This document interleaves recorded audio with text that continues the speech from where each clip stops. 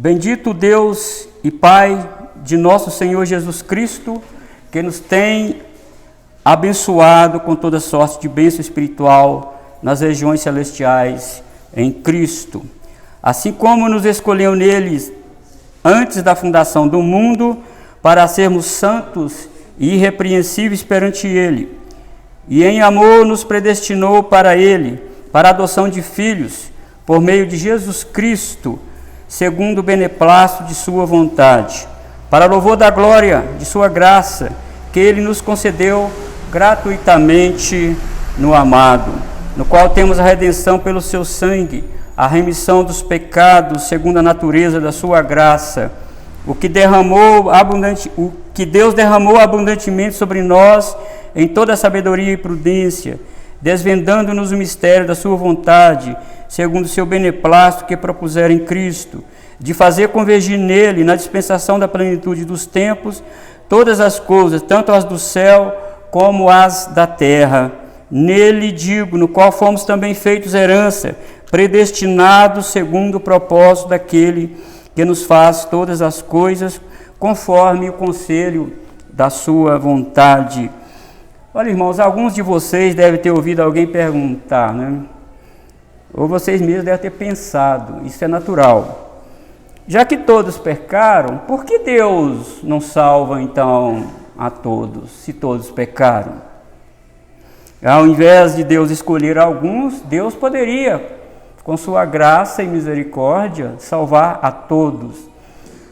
E você deve ter pensado isso, alguns até devem ter comentado isso com alguém. Poderia Deus salvar todos? Irmãos, e essa é uma pergunta que não é tão simples de ser respondida, né? Mas antes preciso dizer que há certas coisas que nós podemos conjecturar, e há certas coisas que podemos afirmar, e há certas coisas que podemos negar, e há outras que podemos dizer, não sei, porque tudo que nós dissermos tem que estar embasado na palavra do Senhor. Não sabemos, irmãos, responder além daquilo que as Escrituras revelam. Qualquer resposta que dermos além daquilo que as Escrituras revelam é coisa humana, é conjectura humana, e não parte das Escrituras sagradas. Nós não vamos às Escrituras com um pensamento já formado e tentamos tirar algo de dentro das Escrituras conforme o nosso pensamento. As Escrituras que nos dão a diretriz, são as Escrituras que nos dizem isso é certo, isto é errado. São as Escrituras que nos revelam isso. Talvez, irmãos, devêssemos apenas nos contentar que Deus não salva a todos, porque salvando alguns, Ele é mais glorificado. Talvez nós devêssemos nos contentar com isso. Salvando alguns, Deus é mais glorificado. Mas as pessoas ainda não ficam contentes, queridos, e dizem, mas isso não é humano, salvar somente alguns. Isso não é humano. E eu concordo, não é humano, é divino. Isso é uma decisão de Deus, é divino. Diz a Bíblia que Deus fez tudo para louvor da sua glória. Tudo para louvor da sua glória. E como soberano e criador que Ele é, tem o direito, Deus tem o direito, e é livre para fazer o que Ele quer daquilo que é dele. Mas a Bíblia diz também que a vontade de Deus é boa, que a vontade de Deus é perfeita e agradável, que sua lei é perfeita, justa e também boa. A Bíblia coloca o homem, irmão, no seu devido lugar. Deus é santo, Deus não erra, Deus não comete injustiça, tudo que sai de Deus é puro e é bom, nada que sai de Deus é ruim e injusto. Deveríamos nos contentar com isso. A Bíblia diz que Deus, irmãos, não mente, que Deus não muda, que Deus é amor, que Deus é justiça também. E a Bíblia diz que nós somos salvos por seu amor eletivo e gracioso. Somos salvos pelo seu amor eletivo e gracioso. Que Jesus veio, amando de Deus, para morrer em favor dos seus eleitos. Isso é o que a Bíblia diz. A Bíblia revela isso. E nós não podemos, irmãos, de forma alguma, ir além daquilo que a palavra do Senhor diz. Não podemos sair, irmão, desse perímetro colocado por Deus. Nós não podemos, irmão, sair dessas linhas que as Escrituras demarcaram para nós. Não podemos, isso é perigoso. Podemos pecar contra Deus, podemos blasfemar contra Deus, se nós sairmos das 4 linhas das Escrituras Sagradas. Quando Deus salva alguns, é graça. Quando Deus deixa os demais nos seus pecados, é justiça. Isso é o que sabemos, que a Bíblia fala. O resto nós não sabemos. Isso que cremos, irmãos, que a palavra de Deus é a verdade. Agora, entenda uma coisa aqui, irmãos. Deus não pode ser entendido dentro de uma estrutura lógica humana. Nós nunca vamos entender Deus dentro de uma estrutura lógica humanista. Nós não vamos entender. Você lembra de Isaías? O profeta Isaías disse que assim como os céus estão mais altos do que a terra, assim são os meus pensamentos, os meus caminhos mais altos. Meus pensamentos não são os vossos pensamentos. E os meus caminhos não são os seus caminhos. Então, querer aquilatar a minha mente, a mente de Deus, querer entender a mente de Deus com a minha mente humanista, com a lógica, com a estrutura humanista, nós vamos cometer pecados, nós vamos até blasfemar de Deus. Eleição e predestinação são algumas bênçãos espirituais que o Senhor nos deu em Cristo. E é por causa dessas bênçãos, irmãos, que vemos o apóstolo Paulo romper em louvor no verso 3. Se você observou aí, bendito o Deus e Pai de nosso Senhor Jesus Cristo. Ele louva a Deus pela salvação. E ele começa a falar da eleição e da predestinação. Ó Deus, bendito o Senhor, que nos elegeu, que nos escolheu, que nos predestinou. Bendito o Senhor. Ao invés, irmãos, de nós ficarmos conjecturando sobre esta ou aquela situação, sobre essa ou aquela pessoa, nós devemos bendizer ao Senhor, como o apóstolo Paulo disse aqui. Os pensamentos de Deus, queridos irmãos, não são os nossos. Os caminhos de Deus, mais uma vez, eu repito, não são os nossos. Então, querer entender Deus, usando os nossos critérios, querer entender Deus usando, irmãos, a nossa mente embotada pelo pecado, nós não vamos conseguir. Nós vamos blasfemar de Deus.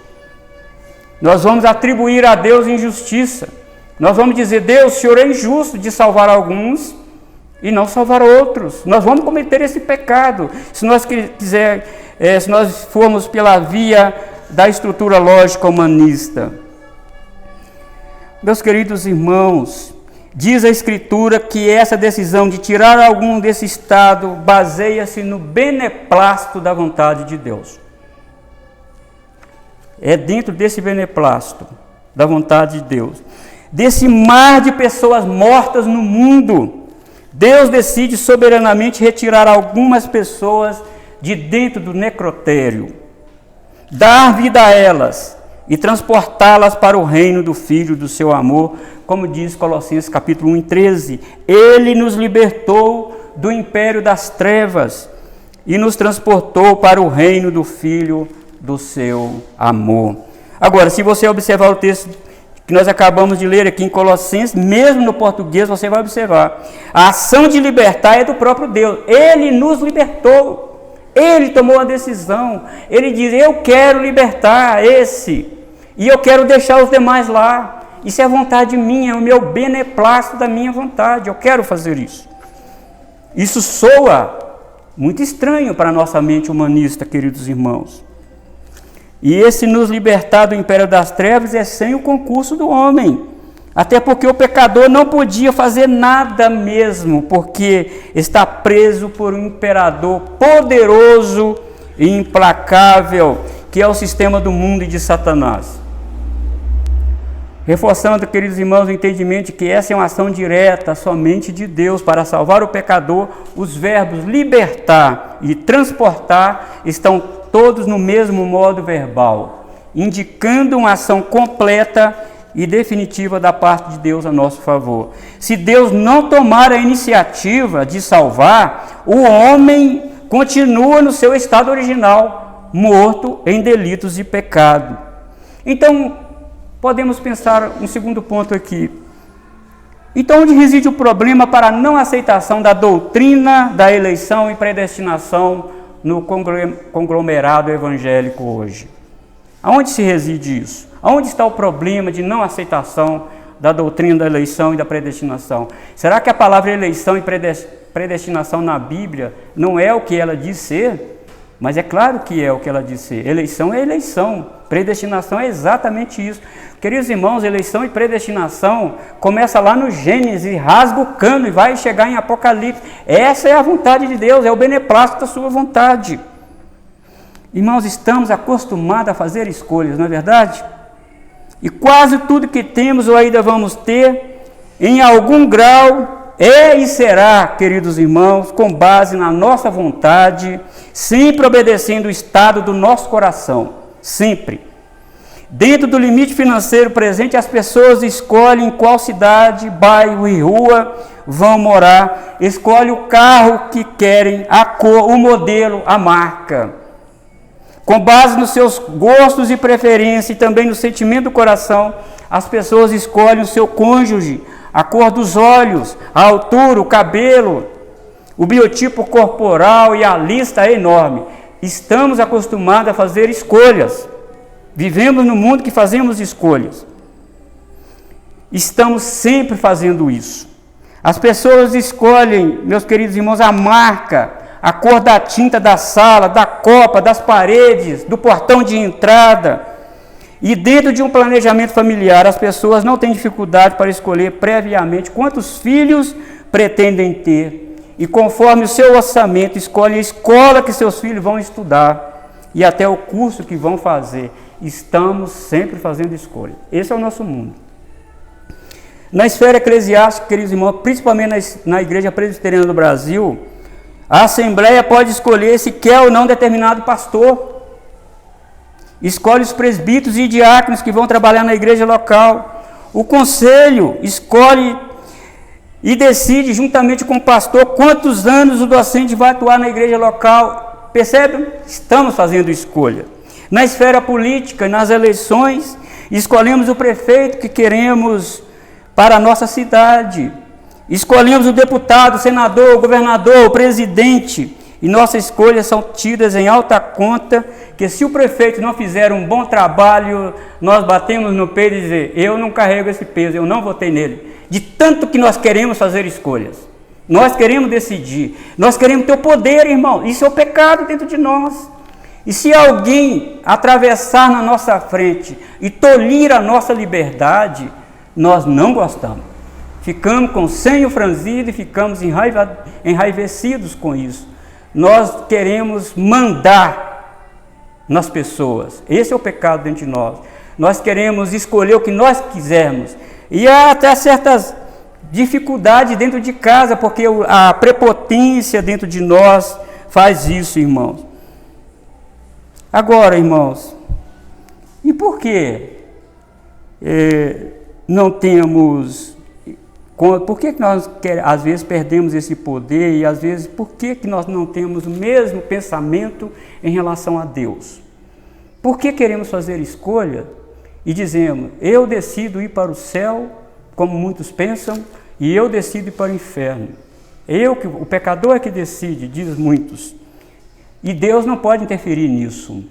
É uma decisão do pecador. Por que eu tenho uma pessoa finita, com pensamento finito, que não sabe ver o amanhã, que não consegue saber de nada, eu quero ter escolha, mas quando eu digo Deus escolhe, nós ficamos bravos. Por quê? Se eu tenho o direito de escolher, Deus como Criador não tem? Será que Ele não tem o direito de escolher quem Ele quer na sua família? Isso é pecado de arrogância, irmãos, quando nós queremos ter o poder, e não queremos que Deus tenha o poder. Nós não temos dificuldade de escolher, você percebeu isso aqui? Não temos dificuldade de escolher, mas quando nós vamos para a doutrina bíblica da eleição, não, Deus, você não pode fazer. Isso é injusto, só fazer isso. Percebe aonde está a não aceitação da doutrina da eleição e da predestinação? Está, irmão, no pecado de arrogância dentro de nós. E às vezes nós falamos, ó Senhor, eu quero isso. Mas o Senhor não pode escolher quem o Senhor quer. O Senhor não tem esse direito. Em última análise, irmãos, sabe o que nós estamos falando? Com o nosso pecado dentro de nós estamos dizendo o seguinte: Deus, eu sou Senhor, o Senhor não é não. Eu sou Senhor para fazer as minhas escolhas, o Senhor não é não. Portanto, se o Senhor não escolher fulano de tal, o Senhor é injusto. Mas eu escolho. Mas eu estou fazendo escolha o tempo todo. Mas Deus não pode. Está percebendo, irmãos, aonde que está o pecado da não aceitação da doutrina da eleição e da predestinação? Está aqui nas Escrituras. Está aqui nas Escrituras. Não podemos negar isso. Mas por que nós negamos? Por causa do pecado da arrogância dentro do nosso coração, irmãos. Esses crentes que negam a eleição e predestinação não têm dificuldade de aceitar que o homem deve ser livre para escolher Deus ou não. Eles não têm dificuldade disso. Eles falam com a boca cheia: eu escolhi Deus. Eu estou salvo porque eu decidi servir a Deus. Você não decidiu nada. Fica no seu lugar. Você não decidiu nada. Você é pecador, cego, miserável, nu. Você é mentiroso, você é injusto, seu coração te engana, diz a Bíblia. Quem decidiu isso foi Deus. Você está servindo ao Senhor por obra e graça de Deus. É porque Deus fez isso. Porque se Deus não tivesse feito isso, estávamos aí também no mundo, fazendo a vontade da carne e dos pensamentos, como diz Paulo em Efésios. Meus irmãos, quando nós rejeitamos essa doutrina tão clara nas Escrituras, nós estamos sim desenvolvendo o pecado de arrogância em escala superlativa. Isto é terrível, e esses crentes precisam ponderar sobre o estado dos seus corações. Se mantiver essa postura de não aceitação de uma doutrina tão evidente nas Escrituras, escute isso, demonstra dureza dos seus corações. Entender todas as nuances que envolvem essa doutrina, nenhuma mente humana consegue. Nós não vamos entender todas as nuances que envolvem essa doutrina, mas precisamos nos quedar diante da nossa ignorância, irmãos, diante dos mistérios de Deus, e crer no que a palavra de Deus revela. O que não está revelado nunca vamos entender, e nem necessitamos entender. Então, aonde está o pecado da não aceitação? Aonde está o problema da não aceitação da eleição e predestinação? No pecado de arrogância. Porque eu não tenho dificuldade nenhuma em fazer escolhas. Eu caso com quem eu quiser, eu moro onde eu quiser, e eu não tenho dificuldade nenhuma com isso. Mas quando é Deus que tem que escolher, não, está errado, Deus. O Senhor não pode. O Senhor é injusto. Isso é arrogância. Isso é arrogância. Isso é de superlativo, é um pecado superlativo que sai de dentro do coração do homem. Mas, queridos irmãos, aonde está fincada, calcada a eleição e predestinação? Paulo diz que Deus elege pecadores para a salvação segundo o seu bom prazer. Eu tenho prazer em fazer isso. Eu tenho prazer em escolher esses e não esse. Paulo diz, é seu bom prazer. Ele fala aqui beneplácito, da sua vontade. Beneplácito é prazer, é o bom prazer de fazer isso. Deus fica satisfeito em fazer isso. Queridos irmãos, Deus está muito satisfeito de ter escolhido você. Ele está alegre de ter escolhido você. Ele tem um prazer imenso de ter feito isso com você. Então, ao invés de nós questionarmos esse bom prazer de Deus, devemos nos alegrar. Devemos, irmão, contar as horas para estarmos na igreja e adorá-lo. Devemos, irmãos, até mesmo nos joelhar diante dele, com o rosto no chão, e falar, Deus, como que o Senhor teve bom prazer em me eleger? Como o Senhor pode me eleger, ter me elegido desta forma? Queridos irmãos, Deus está satisfeito em fazer isso. Ele está satisfeito em fazer isso. Porque sua eleição foi calculada, bem intencionada, pautada na sua graça, na sua misericórdia. O seu bom prazer em dizer, eu quero salvar essa pessoa e quero deixar a outra no seu estado pecaminoso. Eu quero, é o meu bom prazer. Eu quero fazer isso. É a minha vontade. É a minha satisfação. Observe, irmãos, que a eleição e predestinação divina não são lançamento de sorte como cara e coroa. Cara, está salvo. Coroa, você está perdido. Ou vice-versa. Não é. Não foi isso que Deus fez. Deus não nos elegeu coagido, queridos irmãos, por alguma força exterior. Tudo Ele fez movido pela sua vontade interna, pela sua satisfação de tirar pecadores da lama, como eu e você, e colocar no reino do Filho do seu amor. Francamente, irmãos, essa atitude de Deus de nos eleger e deixar outros lá no pecado, nos humilha. Nos humilha. É para nós abaixarmos a cabeça. Nos humilha e muito. Nos humilha profundamente. Deveríamos colocar mesmo o nosso rosto no chão, porque isso nos humilha. Porque éramos para estar condenados ao inferno. Éramos para ser como eles, muitos, no mundo. Mas não. Deus teve o bom prazer, amados irmãos, de eleger a mim e a você e de nos predestinar para o céu. Ele teve o bom prazer de fazer isso. E o verso 11 de Efésios 1 mostra que a eleição e predestinação divinas foram uma ação inteligente da parte de Deus. Diz Paulo, conforme o conselho da sua vontade. O vocábulo conselho já nos transmite a ideia de algo inteligente, amado, sábio. Foi uma ação feita com sabedoria e planejamento. E uma razão agindo perfeitamente. Muitas pessoas já disseram que a eleição e predestinação colocam Deus como arbitrário. Muitas pessoas cometem esse pecado, dizendo que Deus é arbitrário. Mas o próprio bojo do vocábulo conselho elimina essa ideia de arbitrariedade, porque Deus se aconselhou com sua natureza santa. Deus se aconselhou consigo mesmo, porque Ele é santo, Ele é sábio, Ele é perfeito e Ele é justo. É isso que baseia, meus irmãos, a eleição e a predestinação da nossa vida para a salvação em Cristo Jesus.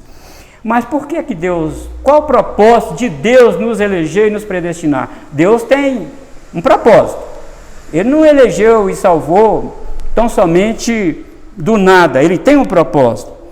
Amados, a graça eleitoral de Deus não foi sem um propósito bem definido, não foi. O Novo Testamento manifesta esse propósito de forma altaneira e superlativa.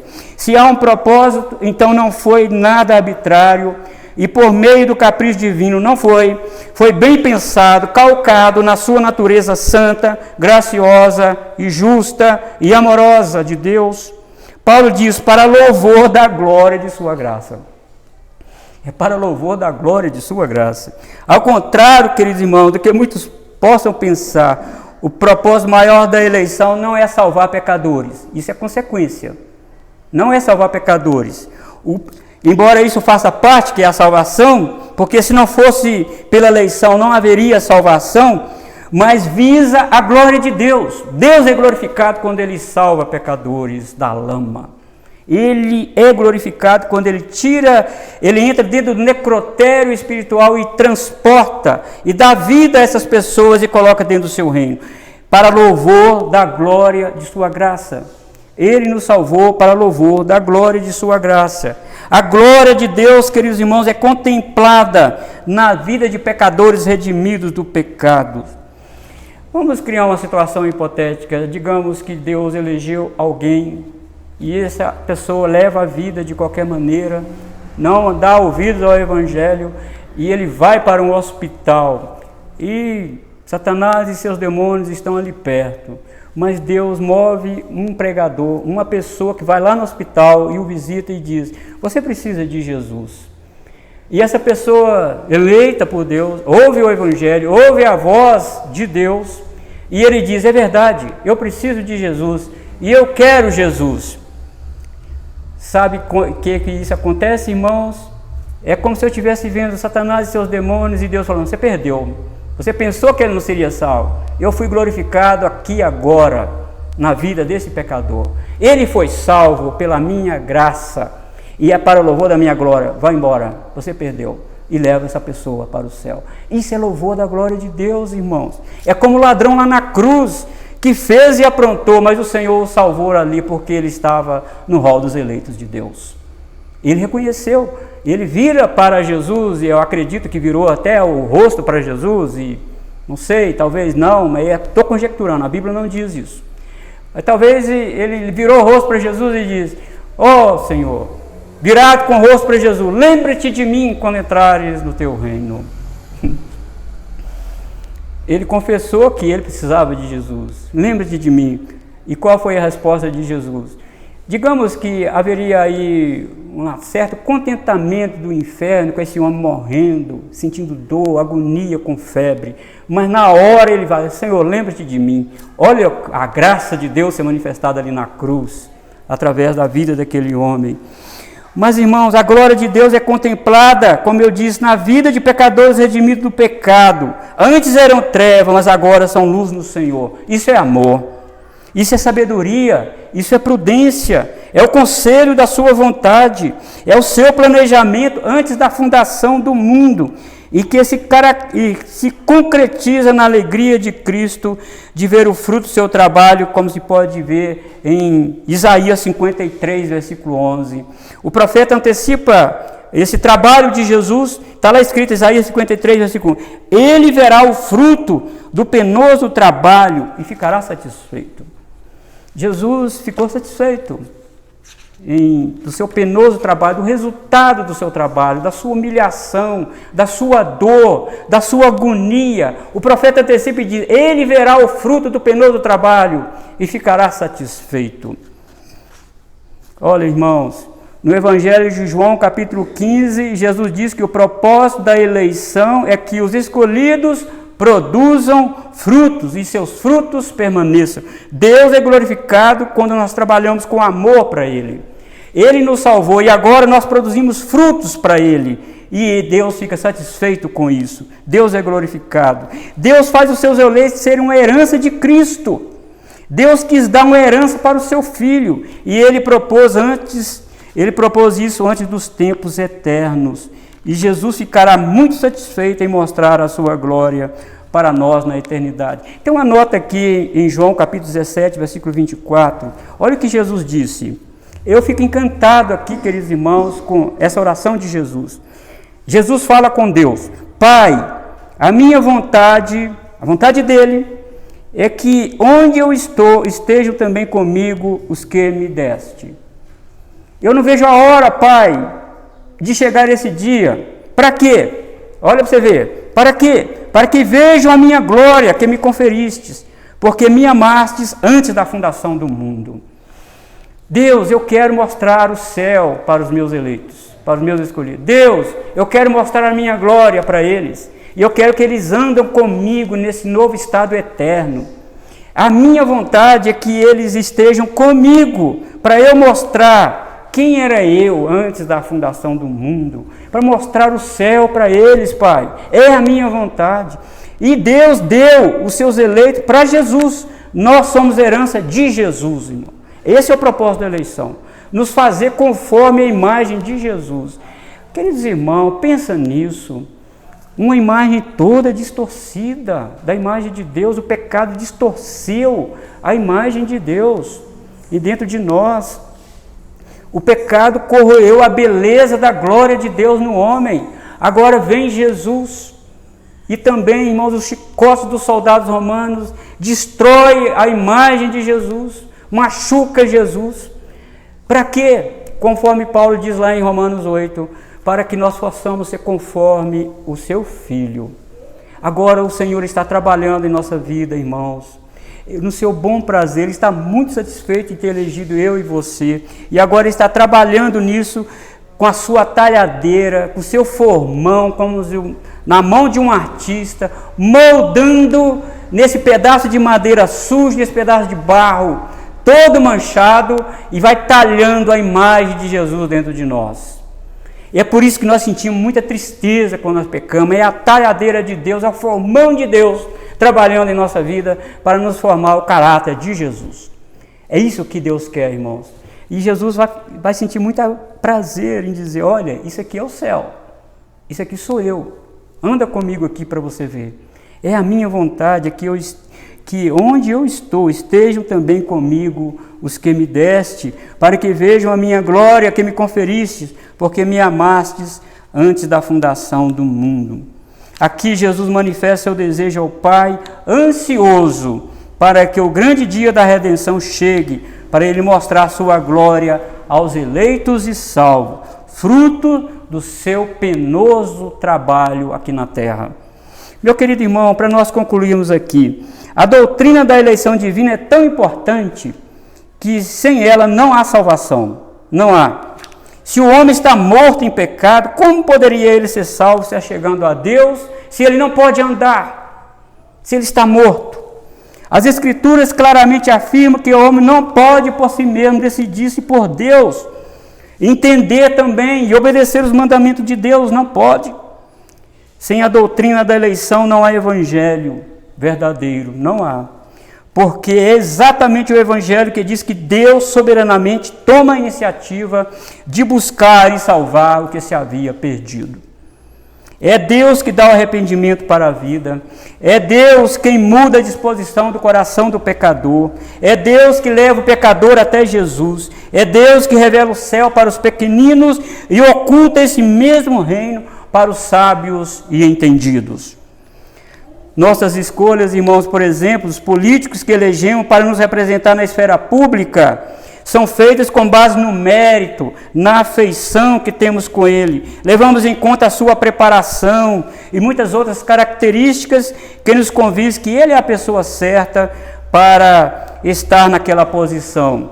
Ou seja, escolhemos por meio de obras daquelas pessoas. E mesmo assim a pessoa mais votada pode perder a eleição e ficar fora do pleito. E outra coisa, eleições políticas podem ser fraudadas, mas na eleição divina, amados, é garantido o resultado, é garantido, porque não há fraude, não há obra meritória em nós, não há. A eleição divina nos move com ousadia a pregar o Evangelho, porque temos certeza que colheremos o fruto. Porque se não fosse pela eleição e predestinação e redenção dos eleitos, não tínhamos certeza que colheríamos frutos, porque o homem não deseja Deus, o homem não quer Deus, e o homem é incapaz por si mesmo de desejá-lo. A eleição e redenção são a garantia de que voltaremos com alegria, trazendo os nossos feixes, mesmo se a semeadura foi debaixo de lágrima. Temos garantia que vai ter resultado.